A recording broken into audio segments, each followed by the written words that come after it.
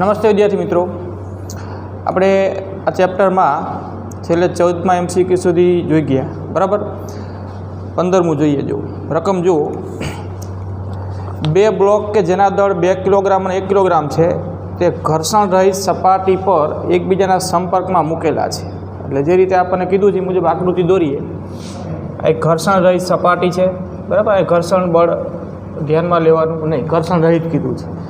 બે બ્લોક છે, એક 2 કિલોગ્રામ દળનો બ્લોક, બરાબર, એને આપણે એનું દળને M1 કહી દઈએ, અને બીજો બ્લોક છે M2 દળનો, જે છે 1 કિલોગ્રામ. એટલે અહીંયા M1 બરાબર 2 કિલોગ્રામ અને M2 બરાબર 1 કિલોગ્રામ. બંને બ્લોક એકબીજાના સંપર્કમાં મૂકેલા છે, એટલે બેની સપાટી એકબીજાના સંપર્કમાં છે, બરાબર. આ રીતે.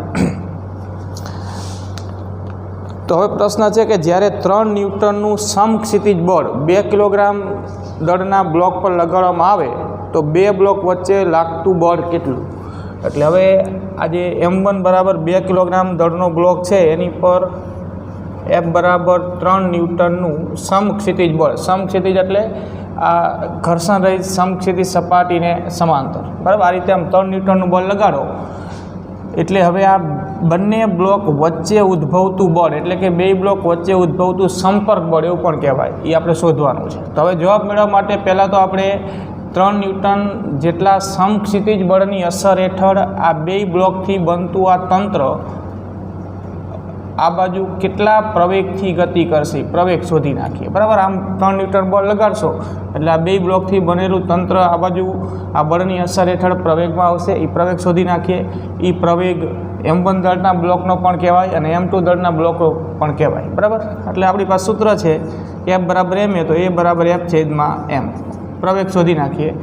F 3 ન્યૂટન અને દળ M1 પ્લસ M2, બરાબર. અહીં એમનો અર્થ થાય M1 પ્લસ M2, એટલે A બરાબર F છેદમાં દળ એટલે M1 પ્લસ M2, એટલે 2 પ્લસ 1, એટલે પ્રવેગ આવશે 1 મીટર પર સેકન્ડ સ્ક્વેર. હવે જો આ તંત્ર આ બાજુ 1 મીટર પર સેકન્ડ સ્ક્વેરના પ્રવેગથી ગતિમાં આવે એટલે બ્લોક 1 વડે અથવા તો M1 દળના બ્લોક વડે M2 દળના બ્લોક પર બળ લાગશે, અને ગતિના ત્રીજા નિયમ અનુસાર જેટલું બળ M1 દળના બ્લોક વડે M2 દળના બ્લોક પર લાગે એટલું જ બળ M2 દળના બ્લોક વડે M1 દળના બ્લોક પર પણ લાગે, બરાબર. એટલે આપણે ગમે તે એક શોધી નાખીએ એ આપણો જવાબ કહેવાશે. એટલે M1 દળના બ્લોક વડે M2 દળના બ્લોક પર લાગતા બળને કંઈક આપણે R1 નામ આપી દઈએ, અને M2 દળના બ્લોક વડે M1 દળના બ્લોક પર લાગતા બળને R2 કહીએ. તો અહીં R1 બરાબર R2 જ થાય. આપણે તો કોઈ એક શોધી નાખીએ એટલે આપણો જવાબ મળી જાય, બરાબર. હવે આપણે R1 શોધવું છે. M1 દળના બ્લોક વડે M2 દળના બ્લોક પર લાગતું બળ શોધવું છે. તો R1 છે એ M1 વડે M2 પર લાગે છે, અને M2 દળના બ્લોકનો પ્રવેગ તો એ જ છે જેનું મૂલ્ય આપણે શોધી નાખ્યું.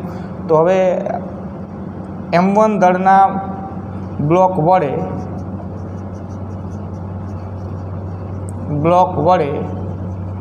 M2 દળના બ્લોક પર લાગતું બળ F બરાબર M અનુસાર F અહીંયા R1 નામ આપ્યું છે. તો R1 બરાબર M2A, M2 દળના બ્લોક પર બળ લાગે છે ને, આના પછી તો કોઈ બ્લોક છે નહીં. R1 બરાબર M2A. હવે M2નું મૂલ્ય કેટલું છે તો કે 1.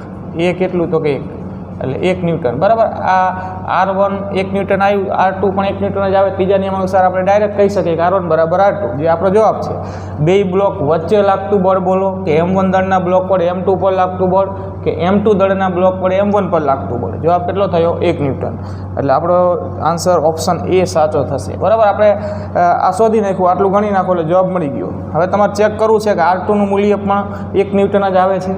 તો R2 શું છે તો કે R2 છે એ M2 વડે M1 પર લાગતું બળ, અને M1 પર આ 3 ન્યૂટન બળ તો લાગે છે. તો 3 ન્યૂટન આ બાજુ લાગ્યું, અને એની વિરુદ્ધ દિશામાં M2 વડે M1 પર R2 આ બાજુ લાગ્યું. એટલે M1 દળના બ્લોક માટે આપણે સૂત્ર બનાવીએ. M1 દળના બ્લોક પર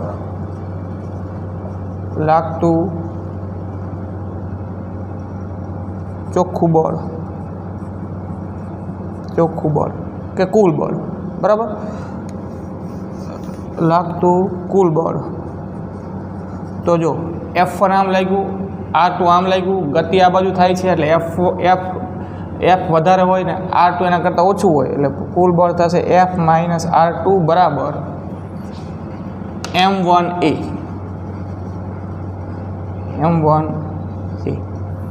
બરાબર, એટલે આ રીતે તમે શોધી નાખો તોય તમને જવાબ તો 1 ન્યૂટન જ મળે. જો તો R2 બરાબર થશે, R2 આ બાજુ જાય એટલે પ્લસ થાય, M1A આ બાજુ આવે એટલે F - M1A આમાં કિંમત મૂકી દો તો R2 બરાબર F 3 ન્યૂટન, M1નું મૂલ્ય 2 અને A 1 બરાબર, એટલે 3 - 2 1 ન્યૂટન જ થયું. એટલે R1 અને R2 બે હરખા જ થાય ત્રીજા નિયમ અનુસાર. એટલે આપણે આટલું ગણીને મૂકી દો એટલે જવાબ મળી જાય. બરાબર, એટલે આ ગણવાની જરૂર નહીં, પણ આપણે આ ચેક કર્યું કે જેટલું R1 M1 વડે M2 પર લાગે એટલું જ M2 વડે M1 પર લાગે. R1 બરાબર R2 થાય. જવાબ કેટલો થશે? 1 ન્યૂટન. બરાબર, ચાલો આગળ જોઈએ.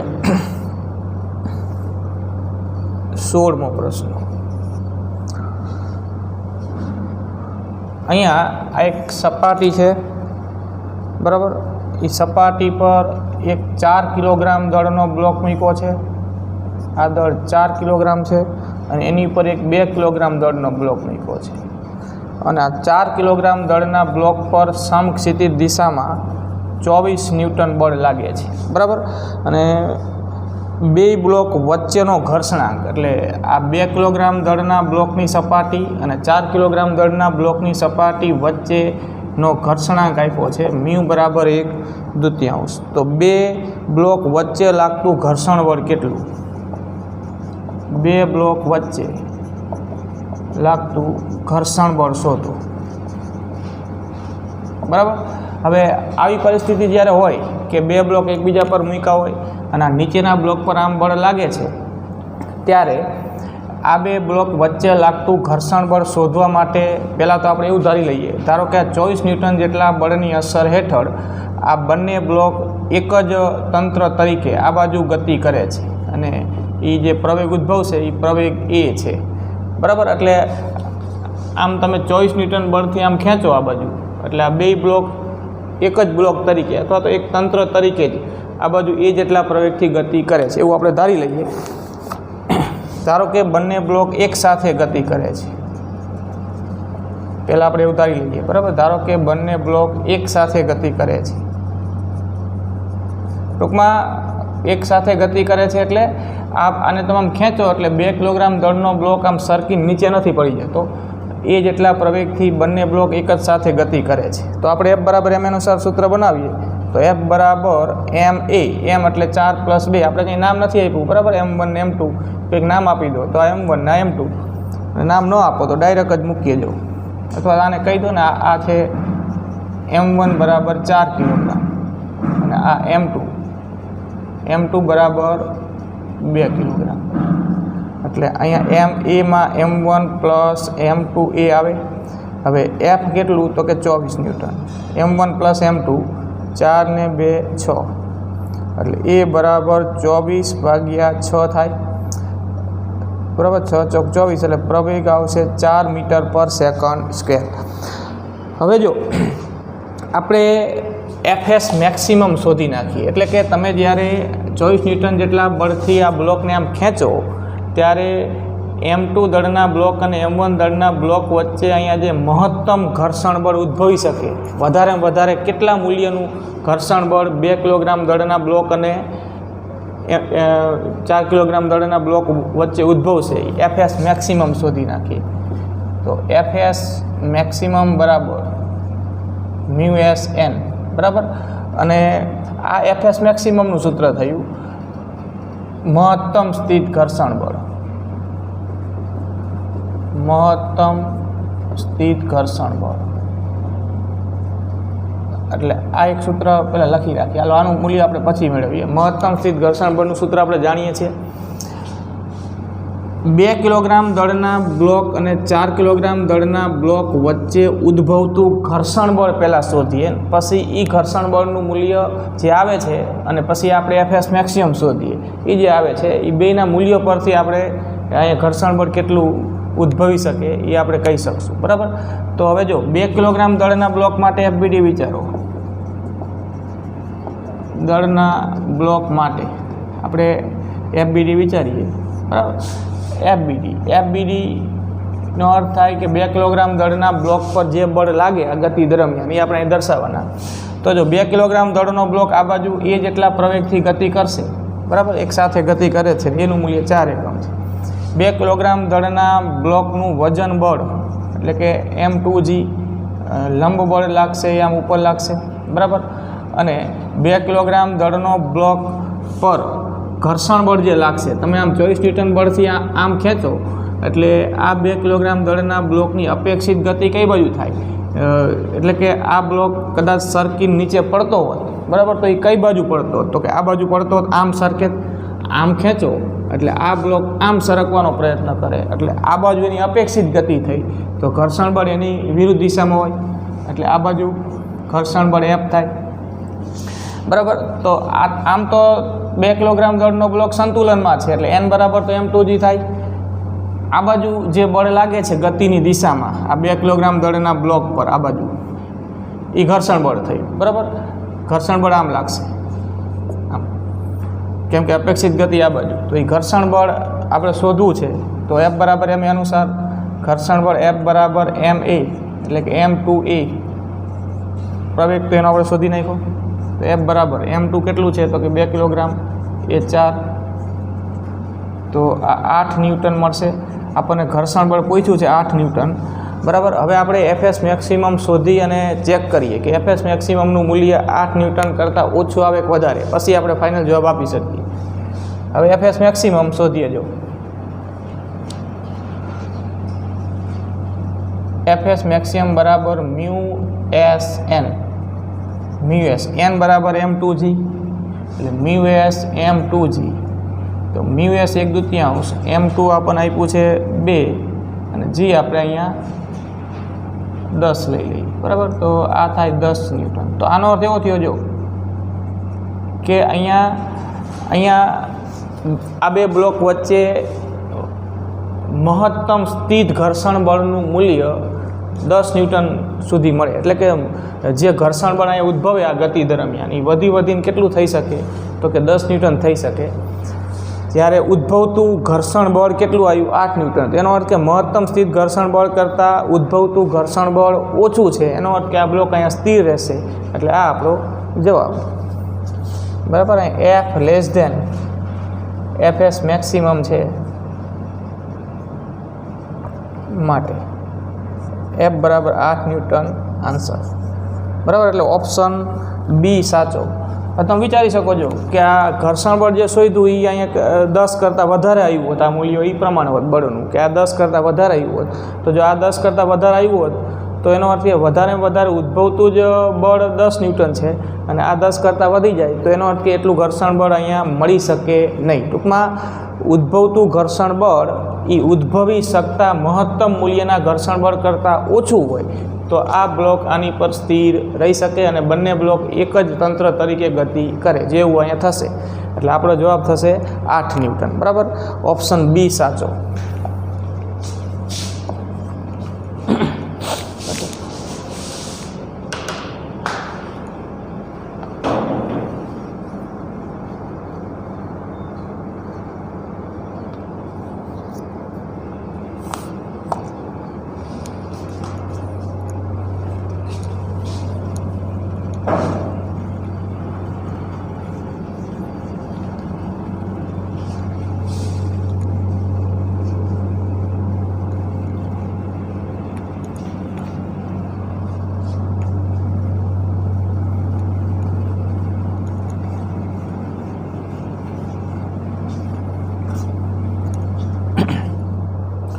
જો આગળ જોઈએ 17મો પ્રશ્ન.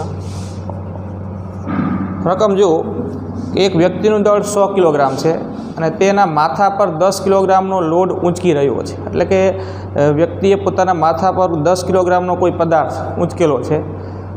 તેના માથા પરના વજન સાથે તે ટાવર પરથી નીચે કૂદે છે, એટલે એક ટાવર પર ઊભો છે, માથા પર 10 કિલોગ્રામનો એક પદાર્થ મૂક્યો છે વ્યક્તિનું પોતાનું દળ 100 કિલોગ્રામ છે. હવે અહીંયાથી આમ નીચે કૂદે છે એનો અર્થ કંઈ મુક્ત પતન કરે છે. તો લોડનું વજન કેટલું એ વ્યક્તિને અનુભવાશે. એમનેમ સ્થિર ઊભો હોય વ્યક્તિ, આમનામ સ્થિર ઊભો છે ટાવર ઉપર, તેને એની ઉપર 10 કિલોગ્રામ દળનો પદાર્થ મૂક્યો છે, તો એ 10 કિલોગ્રામનો વજન કે લોડ અનુભવતો હોય. હવે આમ કૂદ્યા બાદ મુક્ત પતન થતું હોય દરમિયાન હવે એ પોતાના માથા પર મૂકેલો વજન છે એ કેટલું અનુભવશે. સ્થિર ઉપર ઊભો હતો ત્યારે એ 10 કિલોગ્રામ અનુભવતો હતો. કૂદ્યા બાદ મુક્ત પતન શરૂ થઈ ગયા બાદ હવે વ્યક્તિ પોતાના માથા પર એ લોડનું એટલે કે મૂકેલા પદાર્થનું કેટલું વજન અનુભવશે, એવો પ્રશ્ન છે. તો અહીંયા જવાબ શૂન્ય આવે, ઓપ્શન એ. કેમ શૂન્ય આવે આપણે સમજીએ. જો બરાબર, કેમ કે વ્યક્તિ મુક્ત પતન કરે છે, ત્યારે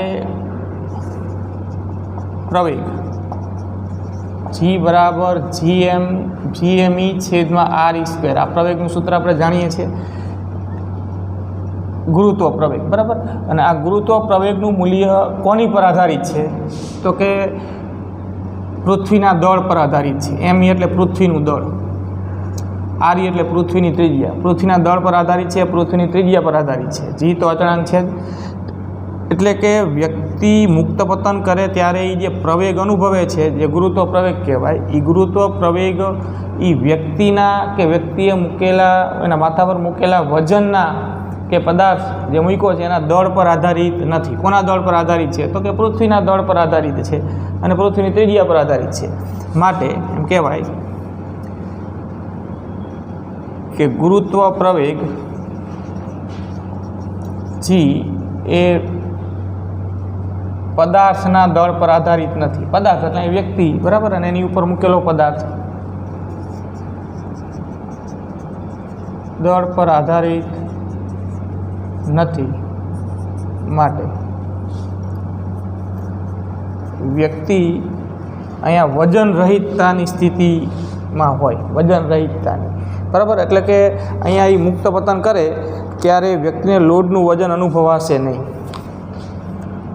આગળ લખી નાખીએ, દળ પર આધારિત નથી માટે વ્યક્તિને મુક્ત પતન બાદ લોડ એટલે એ જે પદાર્થ મૂક્યો છે લોડનું વજન અનુભવાશે નહીં. બરાબર, એટલે વજનને આપણે W વડે દર્શાવીએ તો W બરાબર 0. બરાબર, મુક્ત પતનની સ્થિતિમાં વ્યક્તિ આવે એટલે એના માથા પર મૂકેલું વજન અનુભવશે નહીં. કેમ કે ગુરુત્વ પ્રવેગ જેટલા પ્રવેગથી મુક્ત પતન કરે એટલે Gનું મૂલ્ય એ વ્યક્તિના દળ પર કે એને માથા પર મૂકેલા પદાર્થના દળ પર આધારિત નથી. વ્યક્તિ મુક્ત પતન કરતો હોય ત્યારે વજન રહિતતાની સ્થિતિમાં આવશે એમ કહેવાય. બરાબર, વેઇટલેસનેસ એવું પણ કહેવાય, અથવા વજન રહિતતાની સ્થિતિ એટલે કે એને કોઈ એની ઉપર મૂકેલા પદાર્થનું વજન અનુભવાશે નહીં. બરાબર, ભારવિહીનતા એવો શબ્દ પણ વપરાય છે. ભારવિહીનતા અથવા વજન રહિતતા. ભારવિહીનતાની સ્થિતિ.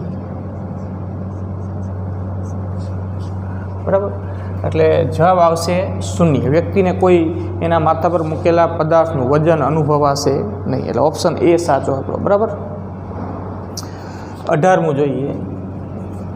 જો અહીંયા આપણને આ રીતે બે ઢાળ આપ્યા છે. બરાબર, આ બાજુનો ઢાળ ને આ બાજુનો ઢાળ. આ ખૂણા આપી દીધા છે 37, આ 53. આ એક ગરગડી છે. ગરગડી પરથી દોરી પસાર કરી અને બે સાઈડ આવા બ્લોક બાંધ્યા છે.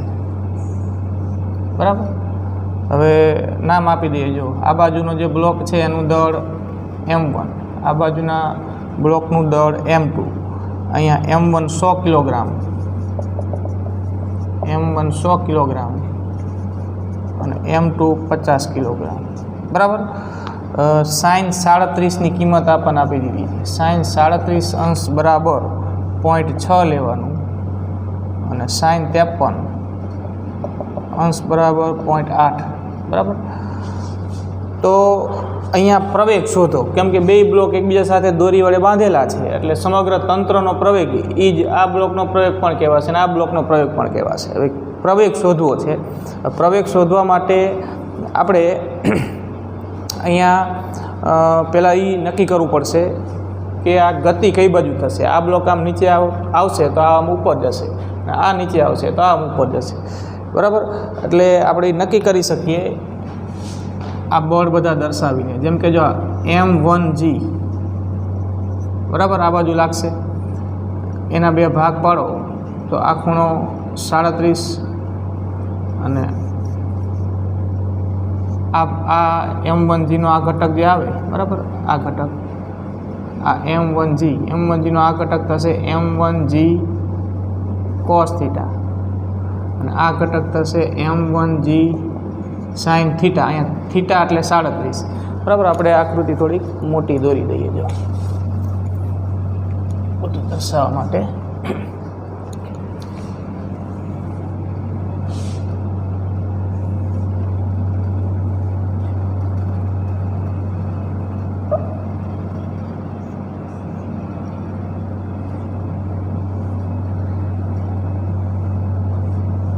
બરાબર. આ M1 દળનો બ્લોક ના M2 દળનો બ્લોક. હવે આનું વજન અધો દિશામાં M1G, આ ખૂણો છે 37, આના બે ઘટક પાડી દો, આ ખૂણો 37 થાય બરાબર. આ બધું હવે આપણે જાણીએ છીએ. હવે આ એનો ઘટક થશે M1G cos 37 અને આ ઘટક થશે M1G sin 37 બરાબર. દોરીમાં અહીંયા તણાવ હશે એ રીતે. અહીંયા આનું વજન અધો દિશામાં M2G,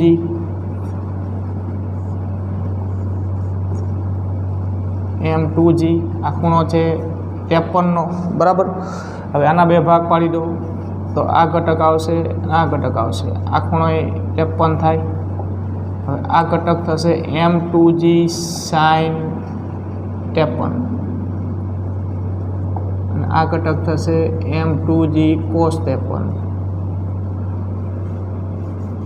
બરાબર. આ ઘટક M2G cos 53. હવે અહીંયા લંબબળ હશે N1 કહી દઈએ, આ લંબબળ N2 કહી દો બરાબર. આ રીતે આ બંને બ્લોક પર બળ લાગશે.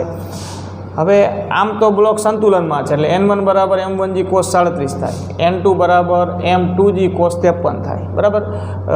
ગતિ ઢાળને સપાટીને સમાંતર આ ઢાળ પર થઈ શકે અને આ ઢાળ પર થઈ શકે. હવે જો તમે વિચારી શકો કે અહીંયા તણાવ તો બે જગ્યાએ સરખો જ, M1G sin 37નું મૂલ્ય અને M2G sin 53નું મૂલ્ય આપણે શોધી નાખીએ. જે વધારે હોય એ બાજુ બ્લોક ગતિ કરશે. આ બળ વધારે હશે તો આ બ્લોક આમ નીચે આવશે, આ બ્લોક આમ ઉપર જશે. જો આ બળ વધારે હશે તો આ બ્લોક આમ નીચે આવશે તો આ બ્લોક આમ ઉપર જશે બરાબર. તો બેયના મૂલ્યો આપણે ચેક કરી લઈએ. જો M1G sin 37, M1G sin 37ની કિંમત કેટલી થાય તો કે M1 આપણને 100 કિલોગ્રામ આપ્યું છે એટલે 100 G આપણે અહીંયા કીધું નથી તો G બરાબર આપણે 10 લઈ લઈએ. G 10 લઈ લો. sin 37ની કિંમત આપણને આપી છે 0.6 બરાબર. એટલે આ 10 ગુણી નાખો 6 અને ગુણ્યા 100 કરો એટલે 600 ન્યૂટન થાય આ. અને M2G sin 53 શોધી નાખીએ તો M2નું મૂલ્ય કેટલું છે તો કે 50, G 10, sin 53 0.6 સોરી 0.8 sin 53 એટલે અહીંયા ગુણી નાખો 8 ગુણ્યા 50 કરો એટલે 400 ન્યૂટન બરાબર. તો એનો અર્થ કે M1G sin 37 વધારે છે અને M2G sin 53 એના કરતાં ઓછું છે. એટલે આ બ્લોક આમ નીચે આવશે, આ બ્લોક અહીંથી આમ ઉપર જશે. એટલે આ રીતે પ્રવેગ હશે બરાબર. આમ પ્રવેગ અને અહીંયા આ રીતે સૂત્ર બનાવીએ બરાબર. હવે આપણે પ્રવેગ શોધવો છે. પ્રવેગ શોધવા માટે આ બ્લોક આમ નીચે આવે છે અને આ બ્લોક આમ ઉપર જાય છે, એ જ એટલા પ્રવેગથી એ શોધવું છે. તો બે બ્લોક માટે આપણે સૂત્ર બનાવો. જો આ બ્લોક આમ નીચે આવે તો એની પર લાગતું પરિણામી બળ વિચારો તો M1G sin 37 minus T m1g sin 37 minus T બરાબર m1a, આના માટે લખાય ટી માઇનસ m2g sin 53 બરાબર m2a. આમ ગતિ થાય છે એટલે આ વધારે ને એના કરતાં ઓછું, એટલે આમાંથી આ બાદ કરો એ f થયું એના માટે બરાબર ma એટલે m1a. અહીંયા આ બ્લોક આમ ગતિ કરે છે એટલે ટી માઇનસ m2g sin 53 બરાબર m2a બરાબર. હવે આ સમીકરણ 1 અને 2નો સરવાળો કરી દો એટલે આપણને પ્રવેગ મળી જાય. સમીકરણ 1 અને 2નો સરવાળો કરતા સરવાળો કરો એટલે m1g sin 37 minus T plus T minus m2g sin 53 બરાબર m1a પ્લસ m2 એમાંથી એ કોમન લઈ લીધું તો m1 પ્લસ m2 બરાબર. હવે આમાં કિંમત મૂકી દઈએ એટલે જવાબ મળી જશે. જો આ ટી માઇનસ ને આ ટી પ્લસ એટલે એ તો નીકળી જવાનું. m1g sin 37 આપણે કિંમત અહીં શોધી નાખી છે, મૂકી દઈએ m1g sin 37 એટલે 600, આની કિંમત 600, આ માઇનસ ટી પ્લસ ટી નીકળી ગયું એટલે આ માઇનસ અહીંયા m2g sin 53ની કિંમત 400 બરાબર. આ 400 બરાબર એ આપણે શોધવું છે અને m1 પ્લસ m2 આમ છેદમાં લઈ લઈએ અને એની કિંમત મૂકી દઈએ. m1 100 અને m2 50, 100 પ્લસ 50 બરાબર એટલે આ પ્રવેગ મળી જાય. તો એ બરાબર 200/150 બરાબર 20/15 કરો એટલે આપણને જવાબ મળશે. તો હજી છેદ લો તો 4/3 થાય, 4/25 ને 5/15 4/3, 4/3 કરો એટલે 1.33 જવાબ થાય. 1.33 મીટર પ્રતિ સેકન્ડ સ્ક્વેર આપણો જવાબ. અને ઓપ્શનમાં ઓપ્શન એ અને બી છે ને એમાં 0.33 કર્યું ને 1.33 છે અને બીમાં 0.133 કર્યું ને 1.133 છે એટલે ઓપ્શન એ સાચો આપણો. એટલું સુધારો કરી નાખજો. ઓપ્શન એ 1.33 જે આપણો જવાબ મળ્યો. ઓપ્શન બી 1.133, બાકી સી અને ડી જે છે એમ જ. એટલે ઓપ્શન એ આપણો જવાબ થશે 1.33 બરાબર. આ 0 અહીંયા કર્યું ને અહીંયા 1 કરી નાખજો બે જગ્યાએ બરાબર છે.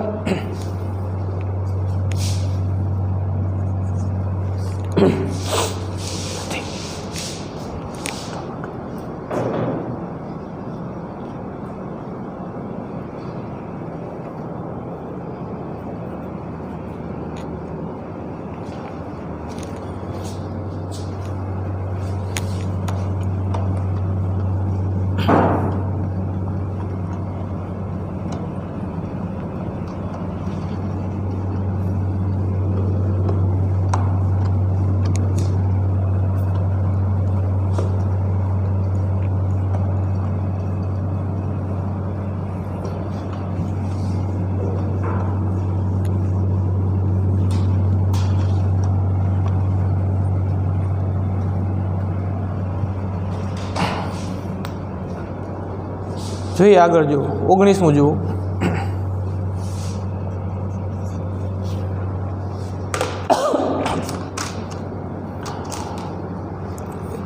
રકમ જુઓ, એક 5 કિલોગ્રામનો બ્લોક સમક્ષિતિજ દિશામાં 1.5 મીટર પર સેકન્ડની ઝડપથી ગતિ કરે છે બરાબર. એટલે આ રીતે આખી પરિસ્થિતિ આપણે આકૃતિમાં જોઈએ.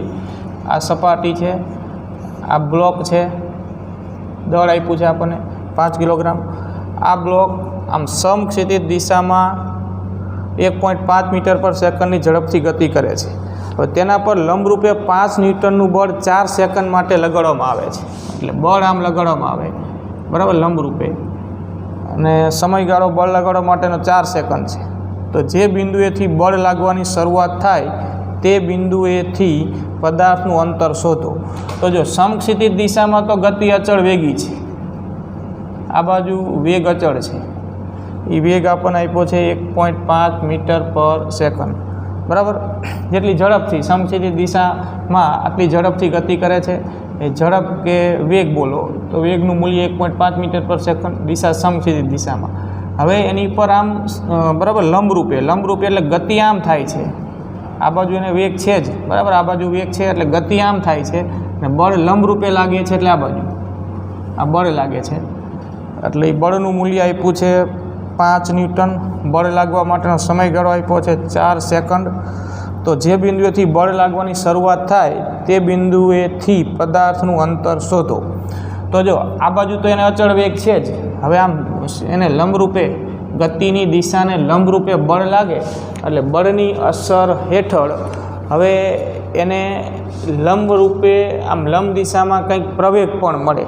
તો હવે આપણે પહેલાં F બરાબર m અનુસાર એ પ્રવેગ શોધી નાખીએ. સમક્ષિતિજ દિશામાં તો અચળ વેગી ગતિ છે બરાબર, એટલે સમક્ષિતિજ દિશામાં કોઈ બળ નથી, બળ આમ લંબરૂપે છે અને એ બળ 5 ન્યૂટન છે, આટલા સમય માટે લાગે છે.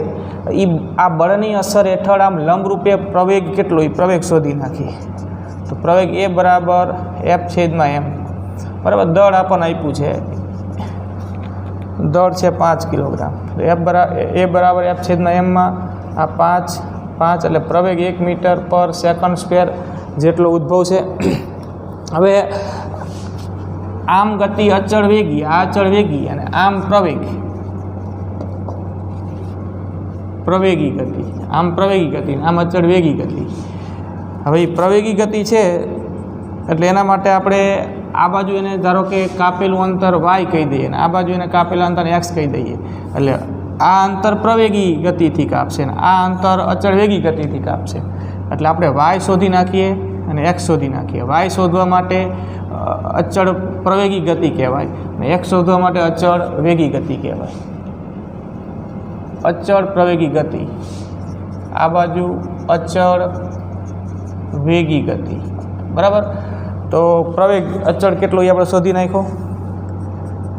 શિરોલંબ દિશામાં અંતર માટે, શિરોલંબ દિશામાં કાપેલ અંતર y બરાબર v0t પ્લસ 1/a/t².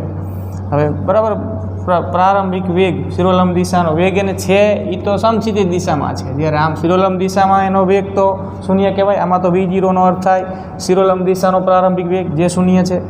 તો y બરાબર v0 0 થઈ જાય અને 1 પ્રવેગ એ સમય આપ્યો છે આપણને 4 સેકન્ડ એટલે 4નો વર્ગ બરાબર. એટલે આ જવાબ આવશે આ 16/2 એટલે 8 મીટર. અને સમક્ષિતિજ દિશામાં અચળ વેગી ગતિ, તો સમક્ષિતિજ દિશામાં કાપેલ અંતર, સમક્ષિતિજ દિશામાં કાપેલ અંતર x અંતર બરાબર વેગ ગુણ્યા સમય, તો વેગ v ગુણ્યા સમય t બરાબર. તો વેગ આપણને સમક્ષિતિજ દિશામાં આપેલો છે 1.5 અને સમય કેટલો આપ્યો છે તો કે 4 સેકન્ડ.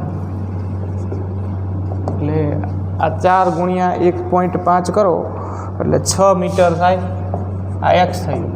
તો જો આ y અને આ x, તો પરિણામી અંતર તો આપણને આ બે અંતરનું પરિણામી મેળવવું હોય એટલે આ રીતે મળે. માટે r પરિણામી અંતરને આપણે r કહી દઈએ.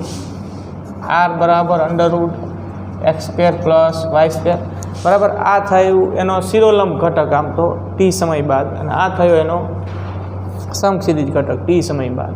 પરિણામી અંતર r એટલે બે ઘટકોના વર્ગના સરવાળાનું વર્ગમૂળ, એટલે 6નો વર્ગ 8નો વર્ગ 36 64 100 જવાબ આવશે 10 મીટર બરાબર. એટલે બળ લાગવાની શરૂઆત થાય તે બિંદુએથી પદાર્થે કાપેલું અંતર 10 મીટર.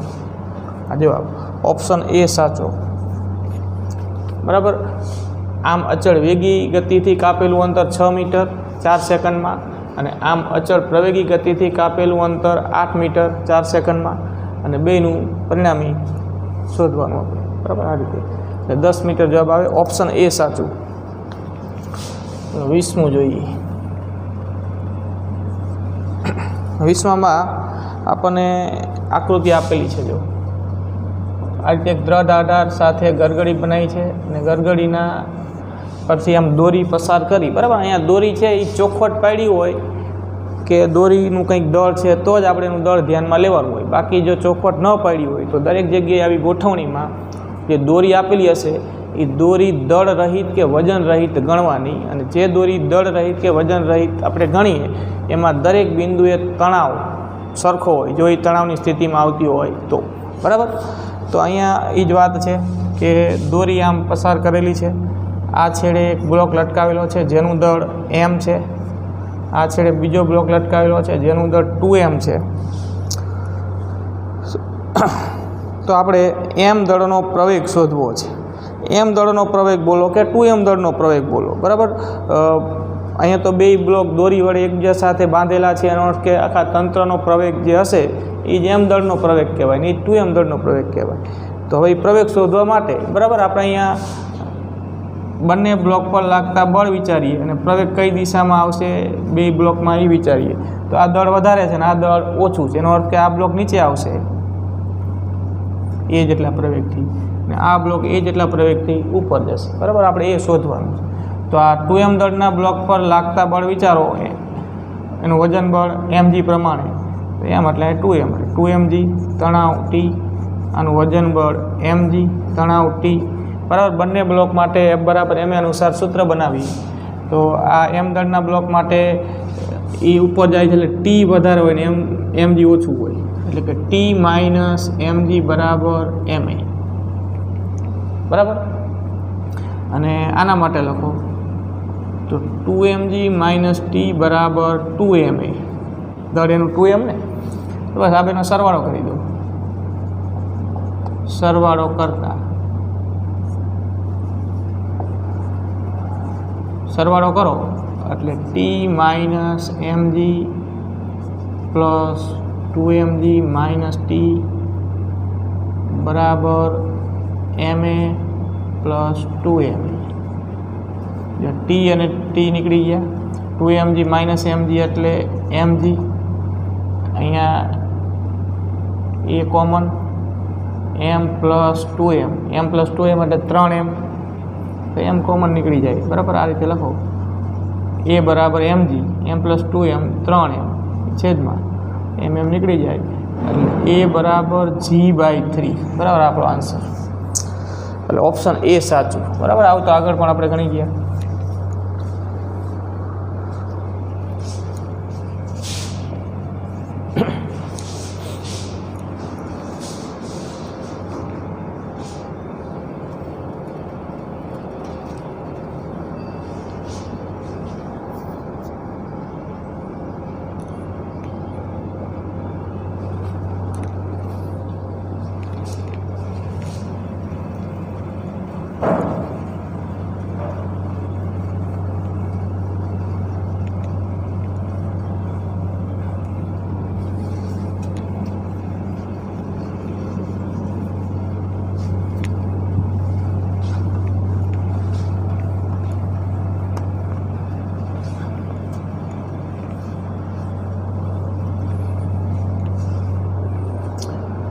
જો આગળ જોઈએ 21મો જુઓ.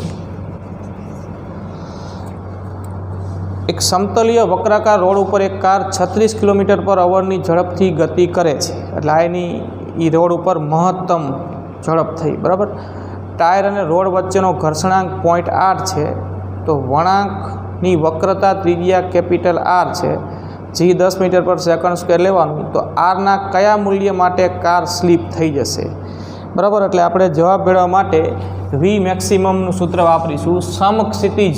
બરાબર. આપણે બે આવા સૂત્રો ભણી ગયા ને કે સમક્ષિતિજ વક્રાકાર રસ્તો હોય અને ઢાળવાળો વક્રાકાર રસ્તો હોય. સમક્ષિતિજ વક્રાકાર રસ્તાનો અર્થ એવો થાય કે રસ્તાની અંદરની કિનારી અને બહારની કિનારી એ આમ પૃથ્વીની સપાટીથી સમાન ઊંચાઈ હોય, આમ સમક્ષિતિજ હોય રસ્તો. અને ઢાળવાળો વળાંકવાળો રસ્તોનો અર્થ થાય કે આમ બહારની કિનારી ઊંચી હોય ને રોડની અંદરની કિનારી આમ નીચી હોય, આમ ઢાળ આપેલો હોય. બરાબર. બે માટે v મેક્સિમમના સૂત્રો આપણે બનાવી ગયા છીએ મહત્તમ સલામત ઝડપના. તો આપણે અહીંયા સમક્ષિતિજ વળાંકવાળો રસ્તો છે, સમક્ષિતિજ વળાંકવાળા રસ્તા માટે v મેક્સિમમનું સૂત્ર આપણને ખબર છે. v મેક્સિમમ બરાબર √ μsRg, આર એટલે એ રસ્તાની વક્રતા ત્રિજ્યા, બરાબર. આ રસ્તો છે, સમક્ષિતિજ રસ્તો છે, બરાબર. આ વર્તુળાકાર આખો આમ કદાચ આટલો જ ભાગ હોય રસ્તાનો, તો આપણે આખું વર્તુળ પૂરું વિચાર લેવાનું, એનું અહીંયા કોઈ કેન્દ્ર મળે તો આ થઈ વક્રતા ત્રિજ્યા. અને આ રસ્તા પર વાહન જ્યારે આમ વળાંક લે ત્યારે એ વધારેમાં વધારે આટલી ઝડપથી વળાંક લઈ શકે. ઝડપ જો આના કરતાં વધારે હોય તો એ સ્લીપ થઈ જાય. એટલે વી મેક્સિમમને અનુરૂપ આ આર મેક્સિમમ કહેવાય. એટલે કે વધુમાં વધુ આટલી ત્રિજ્યા હોય તો એ વળાંક લઈ શકશે, બરાબર. તો આના પરથી આપણે આર શોધવું છે, તો વર્ગ કરી નાખો જો. વી મેક્સિમમનો વર્ગ બરાબર μsRg, તો આર બરાબર વી મેક્સિમમ સ્ક્વેર છેદમાં μsg, બરાબર. તો આમાં કિંમત મૂકો. વી આપણને આપ્યું છે 36 km/h. એટલે વી મેક્સિમમ છે ને, જો વી મેક્સિમમ 36 km/h છે. અને મીટર પર સેકન્ડમાં કન્વર્ટ કરી દઈએ તો 36 × 1000 ભાગ્યા 3600, બરાબર. આવું થાય. કિલોમીટરના મીટર કરો એટલે 1000 વડે ગુણવાના, અને અવરના સેકન્ડ કરો એટલે 3600 વડે ભાગવા પડે, બરાબર. તો આ તમે છેદ ઉડાડશો એટલે 360 ભાગ્યા 36 એટલે 10 મીટર પ્રતિ સેકન્ડ. તો અહીંયા વી સ્ક્વેર એટલે વી મેક્સિમમ સ્ક્વેર એટલે 10નો વર્ગ. μs આપણને આપી દીધું છે 0.8 સ્થિત ઘર્ષણાંક, જી 10 લઈ લઈએ, બરાબર. એટલે આ થયું 100, અને અહીંયા 10 ગુણી નાખો એટલે 8. 100 ભાગ્યા 8 કરો એટલે કંઈક 12.5ની આસપાસ જવાબ મળ્યા, બરાબર. તો હવે જો આટલી ઝડપ વધુ રાખી શકાય છે, એને અનુરૂપ રસ્તાની વક્રતા ત્રિજ્યા આટલી મળે આપણને, બરાબર. તો હવે 12.5 મીટર જવાબ આવતો હોય, આની નજીક જવાબ આંકડો આવ્યો આપણને 12.5 મીટર. તો પ્રશ્ન છે આરના કયા મૂલ્ય માટે કાર સ્લીપ થઈ જશે? તો અહીંયા આર વધે તો મહત્તમ સલામત ઝડપ વધે. તો આરના કયા મૂલ્ય માટે કાર સ્લીપ થઈ જશે એવો પ્રશ્ન છે. તો આપણે 12.5 જવાબ આવ્યો ને, એટલે 12.5 કરતાં વધારે, એટલે જવાબ અહીંયા મળશે આપણને, બરાબર. 12.5 તો એક્ઝેક્ટ આંકડો નથી, આ જવાબ આપણને 12.5 મળ્યો. હવે વિચારો જો કે 36 km/h અથવા 10 મીટર પર સેકન્ડ મહત્તમ ઝડપ રાખો છો, એને અનુરૂપ એની વક્રતા ત્રિજ્યા આર જે આપણને આટલી મળી. એટલે આટલી વક્રતા ત્રિજ્યા હોય આ ઘર્ષણાંકને અનુરૂપ, ત્યારે વી મેક્સિમમ આટલું મળે છે. જો આપણે ઝડપ વધારવી હોય તો આ વક્રતા ત્રિજ્યા પણ વધારવી પડે. વક્રતા ત્રિજ્યા રસ્તાની 12.5 છે, બરાબર. જો આર આના કરતાં વધારે હોય તો વી મેક્સિમમ હજી વધારે હોય, બરાબર. એટલે જો વક્રતા ત્રિજ્યાનું મૂલ્ય આ છે એના કરતાં ઓછું, બરાબર, આર જો ઓછું તો પછી વી મેક્સિમમ જે છે એના કરતાં ઓછું થઈ જાય. તો આપણને અહીંયા ઓપ્શન આપ્યા ચેક કરો. જો 10 મીટર, 13 મીટર, 14 મીટર અને 16 મીટર. હવે 13 મીટર છે આના કરતાં વધારે છે. એટલે જો 13 મીટર હોય તો વી મેક્સિમમ આ 36 km/h કરતાં વધુ મળતું હોય, બરાબર. જો આ 14 હોય તો આ 14 હોય તો એ વી મેક્સિમમ આના કરતાં વધુ હોય. આ 15 હોય આર તો એ વી મેક્સિમમ આના કરતાં વધુ હોય. જો આરનું મૂલ્ય 10 હોય તો વી મેક્સિમમ 36 km/h કે 10 મીટર પર સેકન્ડ કરતાં ઓછું મળે, બરાબર. એટલે કે 36 km/hની ઝડપે કાર અહીંયા 10 મીટર વક્રતા ત્રિજ્યા હોય ઓપ્શન એ પ્રમાણે, તો એ વળાંક લઈ શકે નહીં, બરાબર. એટલે કે આરના કયા મૂલ્ય માટે કાર સ્લીપ થઈ જાય? તો ઓપ્શન આપ્યા એમાં આરના વી મેક્સિમમ અનુસાર આરનું મૂલ્ય 12.5 મીટર મળ્યું. તો ઓપ્શન આપ્યા એ પ્રમાણે જો આરનું મૂલ્ય 12.5 કરતાં ઓછું હોય તો કાર સ્લીપ થઈ જાય. તો આરનું મૂલ્ય 12.5 મીટર કરતાં ઓછું હોય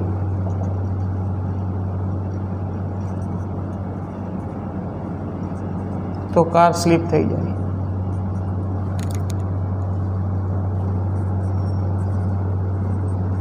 બરાબર. તો આપણો જવાબ 12.5 મીટર કરતાં ઓછું જે છે એ લાગે, એટલે 10 ઓપ્શન એ સાચું, 10 મીટર. સમજા આખી વાત, બરાબર. આટલું કે આના કરતાં વધારે આર હોય તો વી મેક્સિમમ 36 કરતાં વધારે મળશે, આટલા માટે 36 મળશે, આના કરતાં વધારે મૂલ્ય માટે વી મેક્સિમમ 36 કરતાં વધારે મળશે, એનો અર્થ કાર સ્લીપ નહીં થાય.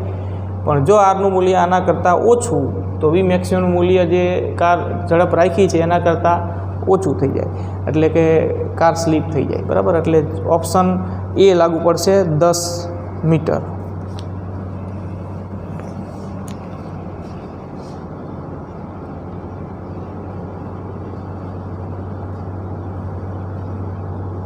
બરાબર. 22મું જુઓ. એક ટ્રેન 200 મીટર વક્રતા ત્રિજ્યાવાળા વક્રાકાર માર્ગ પર સલામત રીતે પસાર થઈ રહી છે.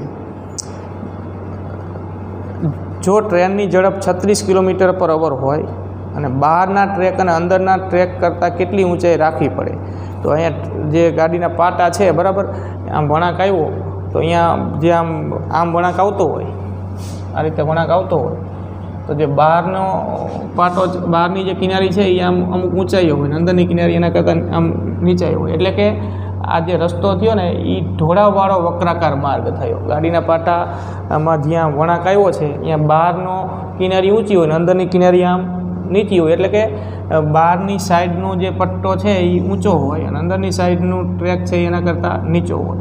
તો આ થયો ઢોળાવવાળો વક્રાકાર માર્ગ. બરાબર. આ સમક્ષિતિજ વળાંક રસ્તો હતો, આ ઢોળાવવાળો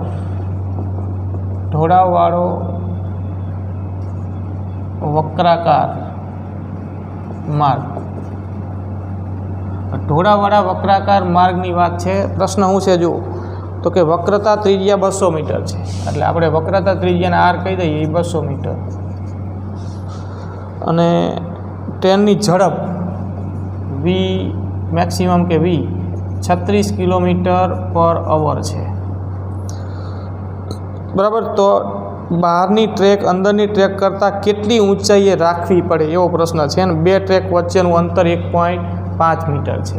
એટલે આપણે બહારની ટ્રેક છે ને એ આ સમક્ષિતિજ સપાટી ધારો કે, બરાબર, અને બહારની ટ્રેક છે અને અંદરની ટ્રેક છે એ બે વચ્ચે આમ ઊંચાઈનો તફાવત વિચારી લઈએ. આ અંદરની ટ્રેક અને બહારની ટ્રેક, એનાથી ધારો કે આટલી ઊંચાઈએ છે, કંઈક એચ નામ આપી દો, આ બહારની ટ્રેક, એટલે આવો ઢોળાવ થશે. બરાબર.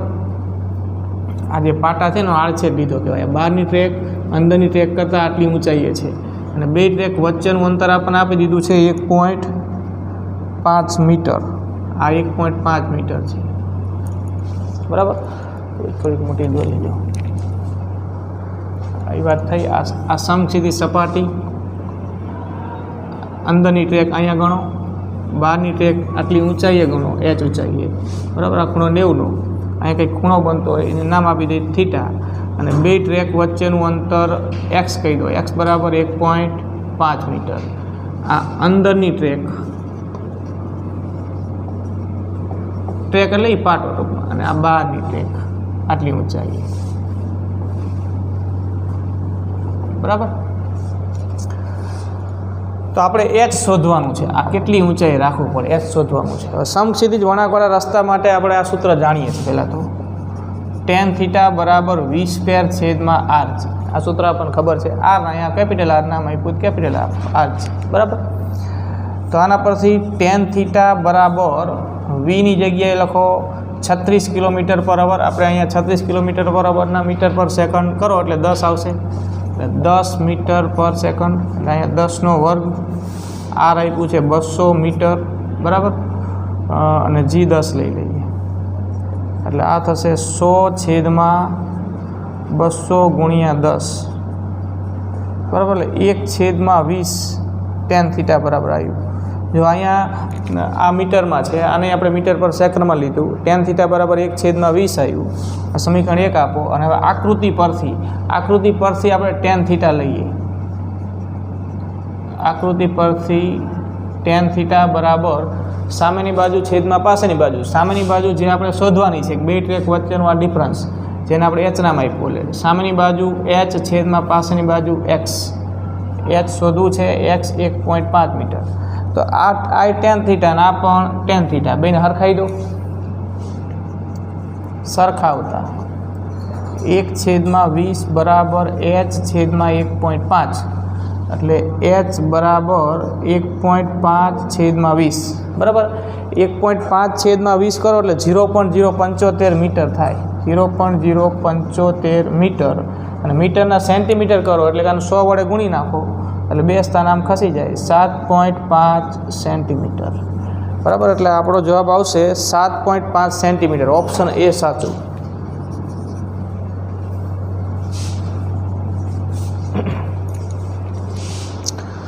બરાબર છે તો હવે આગળના પ્રશ્નો હવે આવતીકાલે લેશું બરાબર અહીંયા સુધી વ્યવસ્થિત તૈયાર કરી રાખજો